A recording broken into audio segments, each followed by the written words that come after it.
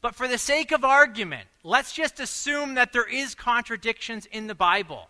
Let's just assume that for the sake of argument. What follows from that? What follows from that? What follows is that it isn't inerrant, that it definitely isn't reliable regarding the specific details that contradict, and that it deserves heightened scrutiny with regard to the rest of its claims. If the four gospel writers all contradicted each other about the sign above Jesus' crucified head, would that mean Jesus was never crucified? No, but it would mean that we have additional reason to doubt the crucifixion accounts. No, it wouldn't mean he didn't die on the cross.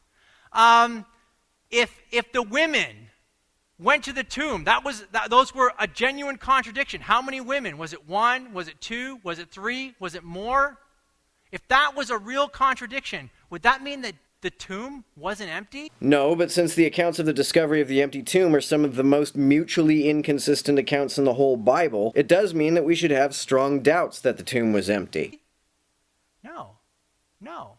It would not discount the empty tomb. Of course not. Even if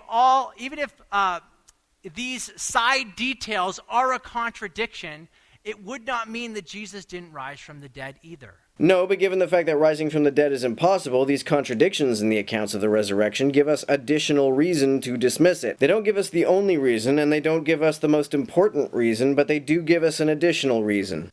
Okay? Now what that would raise, it would raise questions about inerrancy. The presence of contradictions wouldn't just raise questions about inerrancy, it would apodictically disprove inerrancy. Which I hold to.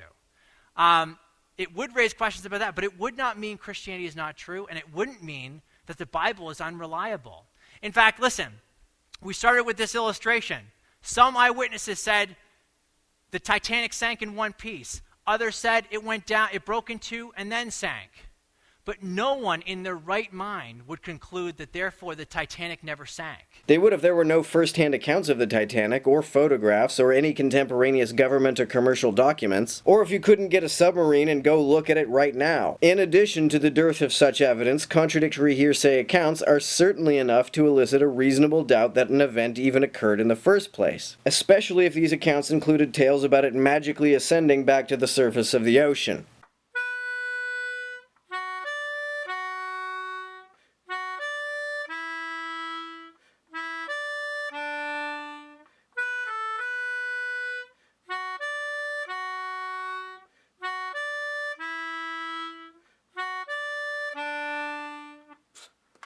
I'd like to remind you again that I do have a Patreon.